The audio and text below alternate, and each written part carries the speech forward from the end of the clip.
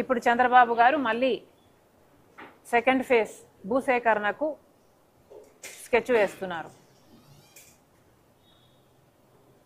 ఇది ఎంతవరకు న్యాయమో మరి చంద్రబాబు గారే సమాధానం చెప్పాలి.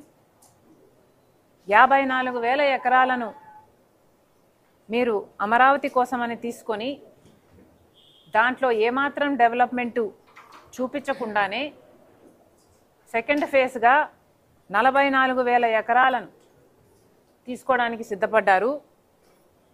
దానికి గాను 16,666 ఎకరాలేమో 7 గ్రామాల నుంచి వెంటనే సేకరించడానికి తయారైపోయారు. ఇక చంద్రబాబు గారు అంటారు, మనకు రాజధానిగా ఒక అంతర్జాతీయ స్టాండర్డ్స్తో ఉన్న రాజధాని కావాలా వద్దా, మనకు రాజధానిగా ఒక మున్సిపాలిటీ కావాలా లేక గ్లోబల్ సిటీ కావాలా అని మళ్ళీ చంద్రబాబు గారే ప్రశ్న వేస్తున్నారు. అయ్యా చంద్రబాబు గారు, మీరు 2014లో ముఖ్యమంత్రి అయిన తర్వాత అమరావతికి కావాల్సిన 54,000 ఎకరాలు సేకరించినప్పుడు ఇది మున్సిపాలిటీ కోసమే సేకరిస్తున్నాము అని మీరు అప్పుడు చెప్పలేదు కదా. 54,000 ఎకరాలలో మీరు మొత్తం ఒక బ్రహ్మాండమైన నగరాన్ని నిర్మిస్తామని సింగపూర్ను, జర్మనీని లేక న్యూఢిల్లీని తలపించే రాజధానిని నిర్మిస్తామని మీరు చెప్పలేదా?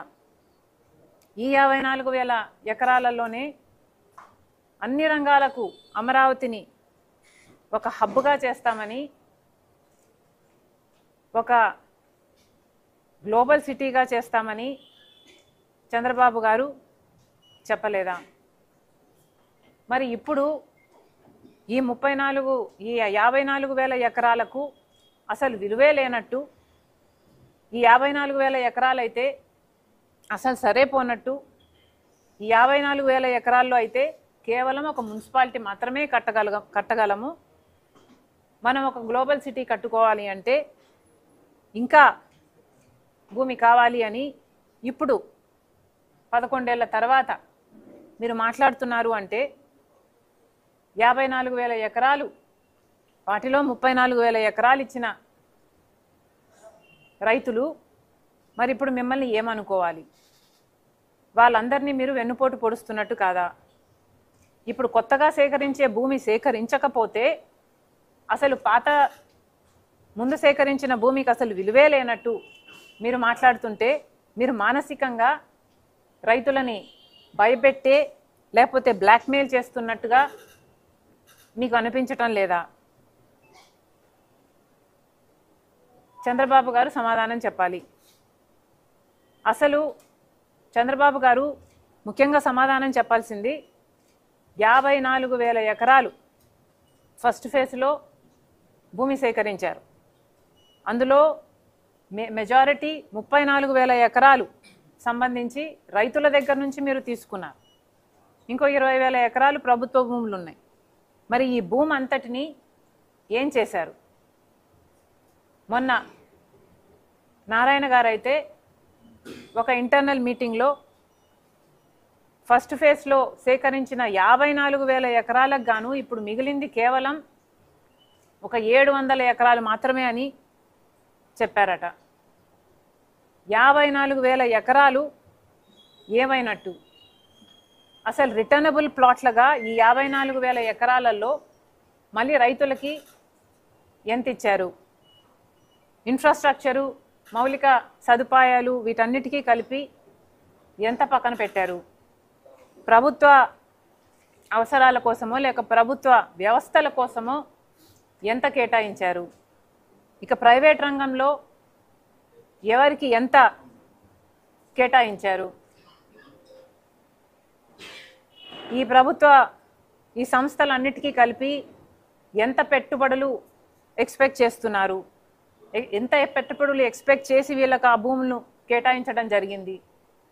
మీరు చేసిన కేటాయింపులకు గాను ఎన్ని ఉద్యోగాలు వస్తాయి, మీరు చేసిన కేటాయింపులకు గాను ఏడాదికి ఎంత బిజినెస్ జరుగుతుంది, యాన్యువల్ రెవెన్యూ ఎంత, మీరు చేసిన కేటాయించిన ఈ భూముల కంపెనీలు ఏవైతే ఉన్నాయో వాటి గ్రోత్ పొటెన్షియల్ ఎంత, అసలు ఈ వివరాలన్నీ ఎక్కడున్నాయి? ప్రభుత్వం సంబంధించిన సిఆర్డిఏ వెబ్సైట్లో ఇవన్నీ ఎందుకు దాచిపెట్టారు? అసలు చంద్రబాబు గారు మొదట వీటన్నిటికీ క్లారిఫికేషన్ ఇవ్వాల్సిన అవసరం ఉంది. 54,000 ఎకరాలను మీరు ఎలా కేటగరైజ్ చేశారు, ఎంత భూమి యాక్చువల్గా మిగిలింది, వీటిలో ఎంత కేటాయింపులు చేశారు, ఎంత పెట్టుబడులు ఎక్స్పెక్ట్ చేస్తున్నారు, ఎన్ని ఉద్యోగాలు వస్తాయి, దీంట్లో ఏదైనా ఎకనామిక్ బూమ్ ఉందా, ఎకనామిక్ గ్రోత్ ఉందా? ఎందుకంటే ఇండస్ట్రీజో లేకపోతే బిజినెస్ జనరేట్ చేసేటివి రాకపోతే లేకపోతే ఒక సిటీకి గ్రోత్ అంటూ ఉండదు. కాబట్టి ముందు చంద్రబాబు గారు ఆ 54,000 ఏకర్స్కి గాను ముందు వైట్ పేపర్ రిలీజ్ చేయాలి, శ్వేతపత్రం రిలీజ్ చేయాలి.